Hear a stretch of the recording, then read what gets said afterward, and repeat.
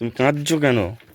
এর আগেও আমরা এই প্রশ্নের সম্মুখীন হয়েছি। আমি যে বাড়িটায় এখন বসবাস করছি এটার কোনো ভাড়া আমাকে দিতে হয় না। এই বাড়িটায় থাকতে যে ঋণী।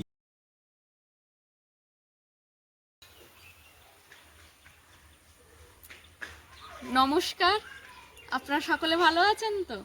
সকলকে জানাই অনেক অনেক একরাশ নতুন দিনের শুভেচ্ছা। সাথী বিপ্লব ব্লগের আরও একটা সম্পূর্ণ নতুন পর্বে নবাগত এবং পুরাতন সকল দর্শক বন্ধুকে স্বাগত জানিয়ে নতুন একটা ভিডিও শুরু করছি। তো সম্পূর্ণ ভিডিওটি আপনারা কত স্কিপ না করে দেখতে থাকুন, আশা করব আপনাদের ভালো লাগবে। আর এখন আমি আমাদের ঠিক বেদাধরপুরের বাড়ির সামনে দাঁড়িয়েই ভিডিওটা শুরু করেছি। আপনাদের এই বাড়ি বা এই ঘর বা বিপ্লববাবুর এখানে থাকা নিয়ে অনেক রকমের প্রশ্ন আপনাদের মনে আছে।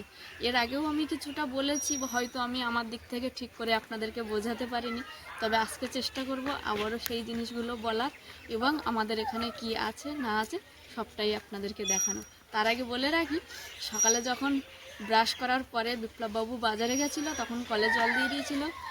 কিছুটা জিনিসপত্র যেগুলো কাঁচা ছিল সেগুলো কেচে নিয়েছি, ভাতটাও রান্না হয়ে গেছে। তো চলুন, যে সকল নবাগত দর্শক বন্ধু প্রথমবারের জন্য দেখছেন, সাথী বিপ্লব ব্লগে ছাড়া ভিডিওগুলো যদি আপনাদের ভালো লেগে থাকে, একটু মনের কোনায় জায়গা করতে পারে, তাহলে সাবস্ক্রাইব করার অনুরোধ রইল। লাইক কমেন্ট শেয়ার করে আমাদের পাশে থাকুন। চলুন তাহলে ভিডিওটাই শুরু করি।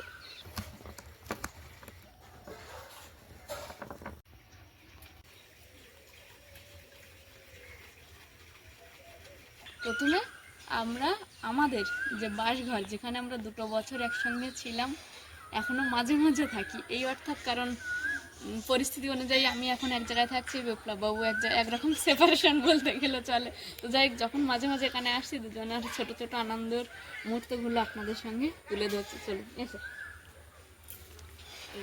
এটা একটা আমাদের প্রবেশদ্বার, যেখান থেকে আমরা প্রথমে ঘরে পা রাখি। তারপরে পা রাখার পর এই ডান হাতে আরও একটা ঘরের দরজা, যেখানে আমরা বাস করি, বাসঘর যেটা বলা হয়, সেই ঘরটা এই যেটা। তো বিশেষ কিছু জিনিসপত্র নেই আমাদের ঘরের মধ্যে, আর দুজনের 2 বছরের সংসার। বাসঘরে ঢোকা মাত্রে প্রথমে একটা খাট, ছোট্ট খাট, যেখানে আমরা দিনের বেশিরভাগ সময়টা কাটাই। আর সকালবেলা হতেই যে চাদর সেটা কেচে দিয়েছি, এখন শুধু তোষকটাই পাতা আছে, বিছানা তোলা হয়ে গেছে। ওদিকে 3-4টে ঝুড়িতে বিপ্লববাবুর কিছু জিনিসপত্র আছে, আর খাটের উপর দুজনের 2টো ফোন, ব্যাস। এই জায়গাটায় আমরা যে জিনিসগুলো ব্যবহার করার পরে খারাপ হয়ে যায় আর ব্যবহার করার যোগ্য থাকে না, সেগুলোকে আমরা এখানে রেখে দিই। আর খাটের ঠিক উপর থেকে একটা দড়ি টানানো আছে, যেখানটা আমাদের রেগুলার ইউজের জিনিসপত্রগুলো পাট করে রাখা। প্রিয় দর্শক বন্ধু, সামনে স্ক্রিনে দেখতে পাওয়া যে সবুজ কাপড়টি দেখা যাচ্ছে এবং ঠিক তার তলায় এই যে কালো কাপড়টি দেখা যাচ্ছে, এটা আমার সব থেকে প্রিয় জিনিস। এদিকে একটা বেড কভার, যেটা আমরা এখন প্রয়োজনে ব্যবহার করি, এদিকেও একটা বেড কভার, কিন্তু এই মাঝখানের যে কাপড়টা, এটা একটা পর্দা। অর্থাৎ ভিডিওর ব্যাকগ্রাউন্ড রিমুভের সময় অথবা ভিডিওর ব্যাকগ্রাউন্ডকে আরও উজ্জ্বল করার জন্য এই পর্দাগুলো কাজে লাগে। এই যে দড়িটা মোটামুটি দেখা যাচ্ছে, এই দড়িটায় এই পর্দাটাকে খেলিয়ে দেওয়া হতো, আর এই জায়গাটায় বসে আমি ঠিক এই জায়গাটায় বসে সামনে একটা স্ট্যান্ড লাগিয়ে এই জায়গায় একটা সময় ভিডিও, কথা বলা সব কিছু প্র্যাকটিস করতাম। বিভিন্ন রকম অনুশীলন চলতো, সোশ্যাল মিডিয়ায় পোস্ট করতাম, সেখান থেকে কী ধরনের ফিডব্যাক আসছে। এটা ছিল আমাদের প্রথম জার্নি, সেই বিষয়ে অন্য একদিন গল্প করা যাবে। খুব প্রিয় একটা জিনিস, খুব শখ করে কিনেছিলাম। সেই সময় পয়সা জমিয়ে এক প্রকার কিনতে হয়েছিল, কারণ সেই সময় এই সামান্য জিনিসগুলো কেনার মতো সামর্থ্য আমার ছিল না, কাজকর্ম বিশেষ হাতে ছিল না, যার জন্য এই সমস্যাগুলো ছিল। কিন্তু খুব প্রিয় একটা জিনিস। দরজা থেকে একটুখানি আসার পরে প্রথমেই এই জানালা পড়ে, তারপর এখানে এই যে বাইরেটা খুব সুন্দর দেখায় আমাদের এই জানালা থেকে বাইরের যে দৃশ্য।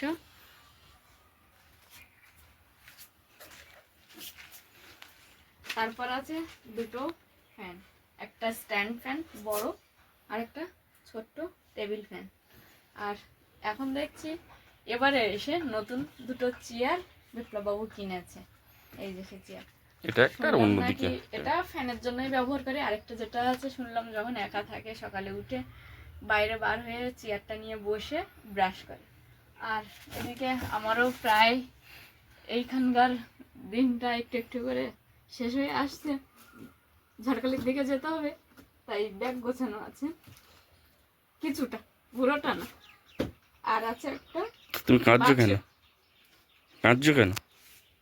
হ্যাঁ, তুমি কাঁদছো কেন? তুমি তো দর্শককে দেখাচ্ছ। বসো, আরো কদিন থাকো আমার কাছে। ওদিকে মায়া কেন? দর্শকদের বিভিন্ন রকম প্রশ্ন আছে, তোমার কাঁদলে হবে না, তোমাকে উত্তর দিতে হবে। দর্শকরা না, জানতে চেয়েছে তুমি এই কদিন বাড়িতে। অসুস্থ ছিলে, তাই এখানে একটু বেশি দিনই এবারে ছিলাম, নাহলে তো এতদিন থাকা হয় না। দর্শকরা জানতে চেয়েছে আমি এই বাড়িতে ভাড়া থাকি না, নিজের সব আমাদের বলবো কি আস্তে আছে, আস্তে। কি কাজ করি। আমাদের দায়িত্ব তাদেরকে জানানো, তারা আমাদেরকে ভালোবাসে। তুমি কাঁদলে হ্যাঁ, হবে? আমি তো এটা চাই যে আমাকে ভালোবাসে সে আমার সবটা নিয়েই ভালোবাসুক, খারাপটাও ভালোটা সবটা তাহলে নিয়ে। চলো বলো, কোথায় তো ছিলে? ওখানে বাক্স আছে, হুম। জিনিসপত্র মানে ভালো জিনিসপত্র, বা যেগুলো একটু মানে ওয়েদারে ব্যবহার করতে হয়, যেমন শীতের সিজনে যেগুলো, সেগুলো সব ওর মধ্যেই থাকে। তারপরে এই যে এখানে দুটো তক্তায় দড়ি বেঁধে দেওয়ালের গায়ে পেরেক দিয়ে সেখানে আটকে দেওয়া আছে, সেলফ টাইপের করা, যেখানটায় বিপ্লব বাবুর প্রচুর বই খাতা আছে, পড়াশুনো করে মাঝে মাঝে, এখন গল্প আর সেইভাবে, বা তোমার ওই যে আনন্দবাজার যে পত্রিকা, আরো বিভিন্ন ধরনের নলেজের বই আছে হ্যাঁ, এখন। নলেজেবল বইগুলো ছিল, হ্যাঁ, এখন কমে গেছে, আর সেভাবে বইয়ের পাশে বসা হয় কই। সেটাই। যাই হোক, ঠিক আছে।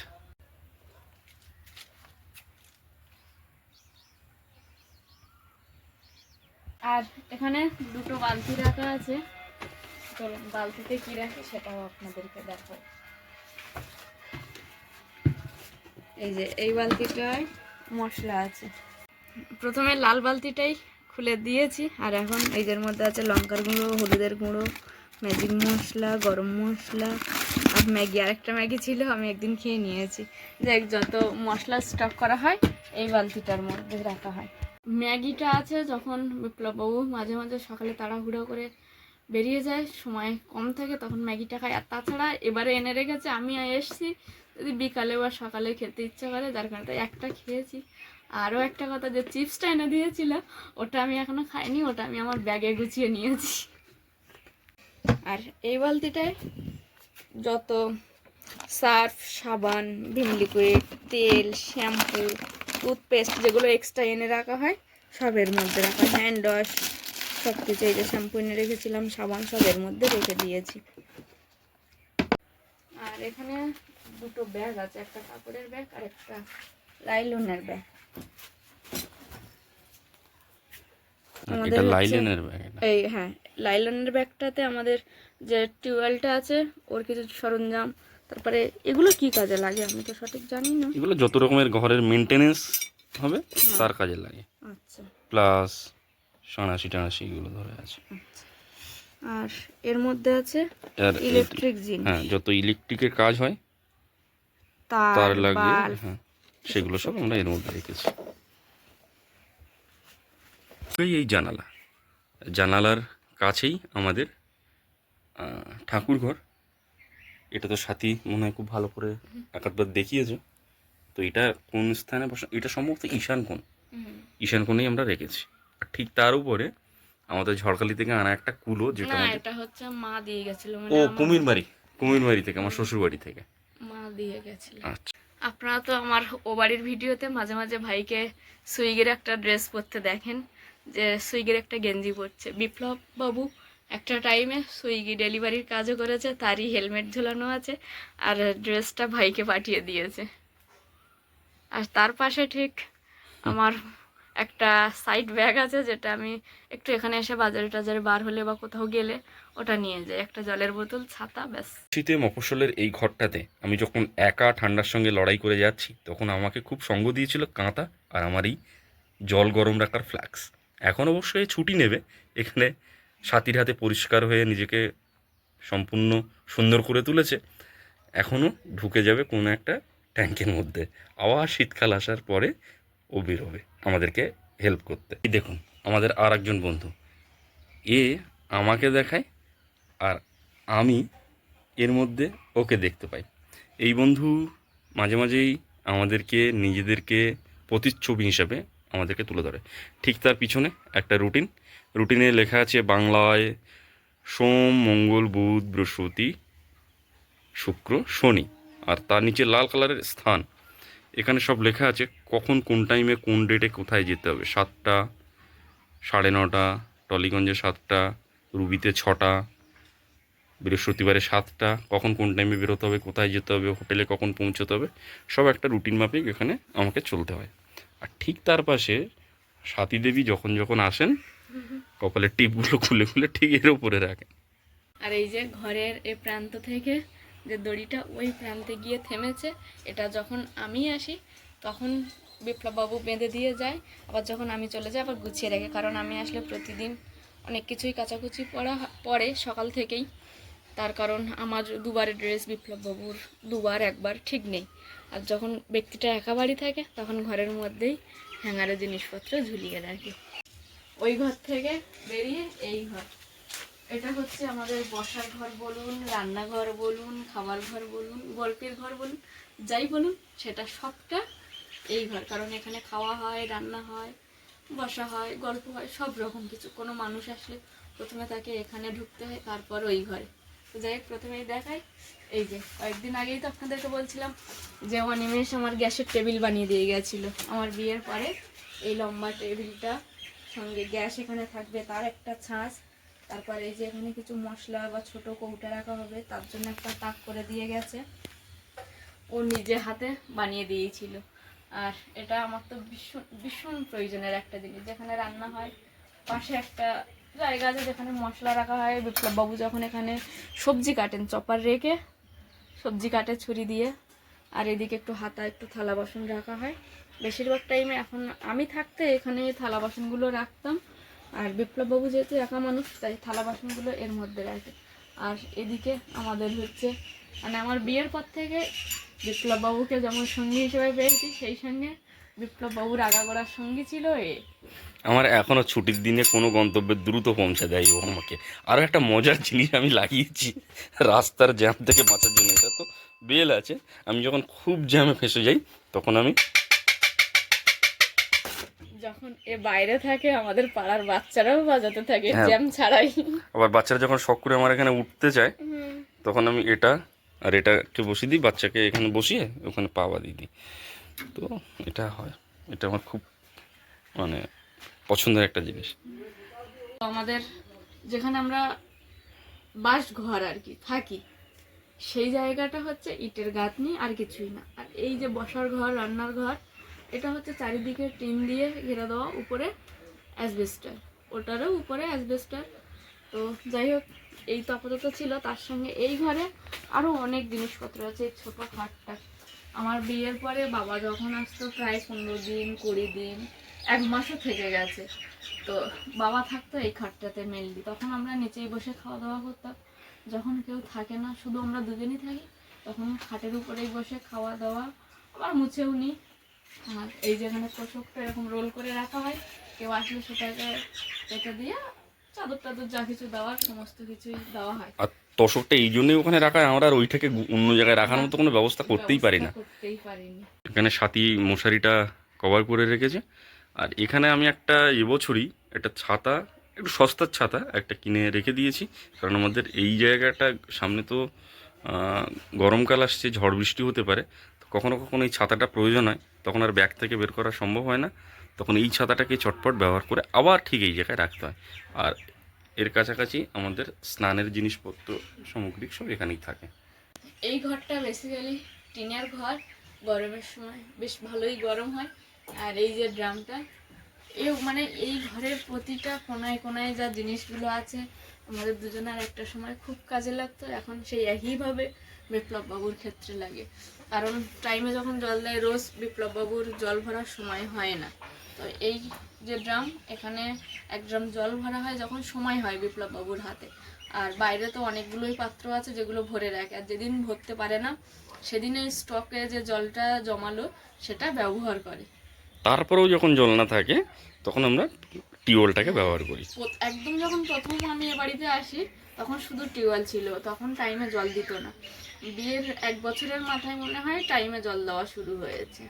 তো প্রথম সঙ্গী ছিল টিউবওয়েল, মানে সবটাই স্নান থেকে শুরু করে রান্না ধোয়া পর্যন্ত, রান্নার জলটা হচ্ছে কেনা জলই হতো যেটা রান্না করতাম, তো এখনও এখানে জলটা কিনে খাই। এর আগেও আমরা এই প্রশ্নের সম্মুখীন হয়েছি, চেষ্টা করেছি যথোপযুক্ত উত্তর দেওয়ার, হয়তো আমাদের কোনো ভুল ত্রুটি আছে। তো যাই হোক, সেই কিছু কিছু প্রশ্ন মিলিয়ে আমি সব রকমভাবে দর্শক বন্ধুদের হয়ে আমাকে জিজ্ঞাসা করবে, হ্যাঁ, তাই তো? এটাই হ্যাঁ, তোমার পরিকল্পনা, বলো। একদম। তো প্রথমেই বলি, বিদ্যাধরপুরে যে জায়গাটায় তুমি থাকছো, যে ঘরটায় থাকছো, এর ভাড়া কত? এর ভাড়া, আমি খুবই কৃতজ্ঞ আমার জীবন নিয়ে যে আমি যে বাড়িটায় এখন বসবাস করছি এটার কোনো ভাড়া আমাকে দিতে হয় না। তবে এই বাড়িটায় থাকতে যে ঋণী, আমি আমার জীবন পেয়ে যে ঋণী, সে ঋণ আমি কখনো শোধ করতে পারবো না আমার বাবার কাছে, আমার ভাইয়ের কাছে, আমার আত্মীয়দের কাছে। কারণ এই বাড়িটা আমাদের বাড়ি, আমার বাবার ইচ্ছেতে, আমার মায়ের ইচ্ছেতে এবং আমার ভাইয়ের উদ্যোগে এই জায়গায় আমি আসতে পেরেছি। আমাকে ভাড়া দিতে হয় না, প্রতি মাসে আমাকে টেনশন নিতে হয় না যে আমাকে একটা ভাড়া দিতে হবে। আর যদি ভাড়া দিতেও হয়, সে ভাড়া তুমি কোনোদিনই দিতে আর পারবে না, যদি ভাড়া দিতে হয় আমি কোনোদিন দিতে পারবো না, আমি কারণ কোনোদিন দিতে পারবো না। বাবা মাকে ভাড়া দেওয়ার মতো সাধ্য কোনো সন্তানের হয় না। ঠিক আছে, তো এটা সম্পূর্ণই আমাদের নিজস্ব বাড়ি, কোনো ভাড়া বাড়ি নয়। তবে ভাড়া কত আমার একটু জানতে ইচ্ছে করে। চলো, আর কি প্রশ্ন ছিল? আর প্রশ্ন, তুমি কোথায় কাজে যাও? আমি কোথায় কাজে যাই? আমি এই মুহূর্তে বসবাস করি বিদ্যাধরপুর, এটা একটা মফস্বল, শহরতলির খুব কাছাকাছি। এখান থেকে আমাকে প্রপার শহরে পৌঁছাতে মোটামুটি 40 মিনিট থেকে 1 ঘন্টা ধরে নিই, মানে অফিস টাইমে, বিজি টাইমে। আমাকে এখান থেকে যেতে হয় তপসিয়াতে, Topsia near by Science City. সেখানে একটা ক্যাফে আছে, bar cum restaurant, hookah bar cum restaurant. সেখানকার আমি একজন খুবই ছোট্ট সামান্য ক্যাপ্টেন। সেখানে ফ্লোর ডেতে, দিনের বেলা আমি ইনচার্জ থাকি, আরও কয়েকজন থাকে, কখনো কখনো ভ্যারি করে যে আমি নেই, অন্য কেউ আছে। তো আমি তপসিয়ার একটা হুক্কা বারে কাজ করি। প্রিয় দর্শক বন্ধু, আপনারা আমাদেরকে ভালোবাসেন বলেই না এতগুলো কথা জিজ্ঞাসা করেছেন। আমরা এখন পর্যন্ত যতটুকু বলেছি সবটা সত্য, এর দাবিদার আমরা। আপনারা আরও যদি কোনো কথা জানার থাকে অবশ্যই আমাদেরকে জানাবেন, আমরা চেষ্টা করব সেই প্রশ্নগুলো যথার্থ উত্তর দেওয়া। এখন আপাতত আমার অফিস যাওয়ার সময় হয়ে যাচ্ছে। আমার মনে হয় এবারে আমাকে এখান থেকে বিরতি দাও, আমি আমার মতন করে এবার গুছিয়ে বেরানোর তোড়জোড় করি। আর তুমি খাওয়া দাওয়ার ব্যবস্থা করো। আর হ্যাঁ, বাজার করেছি, সেটা যদি দর্শকদেরকে তুমি দেখাতে চাও, দেখাবো তুমি তো অবশ্যই। দেখাও তোমার দর্শকদেরকে, মানে আমাদের দর্শকদেরকে তুমি দেখা দাও। তো বিপ্লববাবুর প্রথম কথায় আমি একটুখানি মতের অমিল দিচ্ছি আমার নিজস্ব মতামত থেকে। তার কারণ হ্যাঁ, অবশ্যই আমরা আপনাদেরকে সব কিছু জানাতে বাধ্য, তবে হ্যাঁ, সেই প্রশ্নগুলো যেন আমাদের দুজনকে ঘিরে হয়, আদার্স কোনো পার্সন বা আদার্স কোনো বিষয় না, সেটা আমাদেরকে নিয়ে হোক, যেন আমাদের দুজন। কি তুমিও তো তাই বলছো নাকি? অবশ্যই আপনারা আমাদেরকে ভালোবাসেন, যাকে ভালোবাসা যায় তাকে শাসন করা যায়, তাকে বকা যায়, তার উপরে অভিমান করা যায়, আপনারা সবটাই করতে পারেন আমাদের উপরে।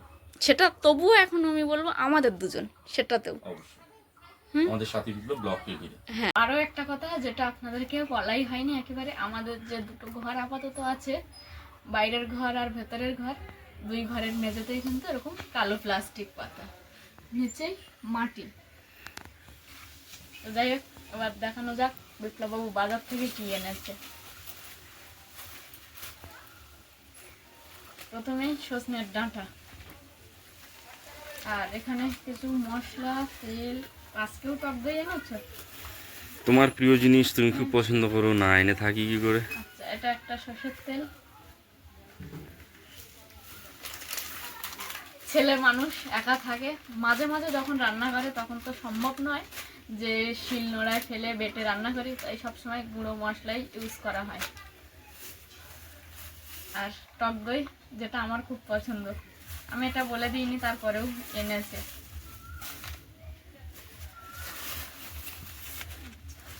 এখানে কিছুটা পরিমাণে আলু আছে যেটা আনতে বলেছিলাম, কাঁচা লঙ্কাও সেই আমি আসাতেই বাজার হয়েছিল, তারপর আর সেভাবে বাজার হয়নি, কারণ কোনো কোনো দিন বিপ্লববাবু অনেক সকালে বেরিয়ে যেত, ঠিকমতো খাওয়ার সময় পেতো না, আমাকে একাই খেতে হতো, রান্নাবান্না একার জন্যই করতে হতো, তাই সেই অর্থে আর বাজার করার প্রয়োজন হয়নি। আর আছে ধনে পাতা, কিছুটা পটল এনেছে, সবজি আনতে বলেছিলাম, পটল আর সজনের ডাঁটা এনেছে, আর দেখছি এনেছে টমেটো। তারপর এবার তো নিশ্চয়ই মাছই থাকবে না, মাছ মানেই এবার মাছই আসা শুরু করে দেবে। এতক্ষণ কিন্তু কোনো মাছই ছিল না।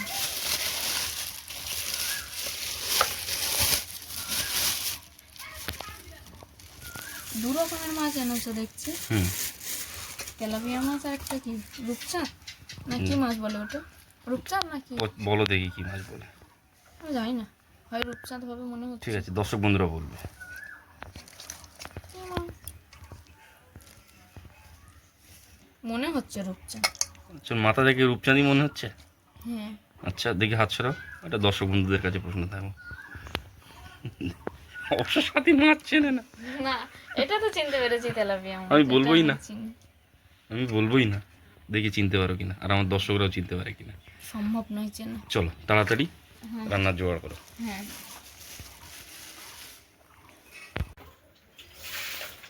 বিপ্লববাবুর বাজার করে আনা ব্যাগটা আপনাদের দেখানোর পরই আমি চলে গেছিলাম গরম জলে মাছ ধুতে, ততক্ষণে বিপ্লববাবু সমস্ত রকম সবজিটা কেটে দিয়েছে আমাকে। তো এখন চটপট রান্না বান্না করব, কারণ সময় অনেকটাই বেরিয়ে গেছে, বিপ্লববাবুরও মানে কাজে বেরোনোর টাইমটা এগিয়ে আসতে। তো চলুন এবার রান্না বান্নায় চলে যাই সরাসরি। সেই বোতল যেটা পরিষ্কার করে বিপ্লববাবুর পছন্দসই তেলের পাত্র বানিয়ে দিয়েছি।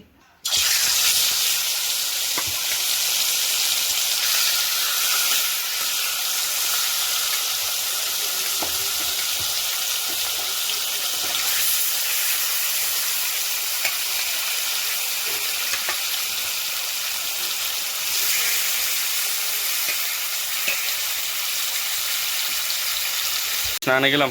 হ্যাঁ, স্নান করে নাও, যাও।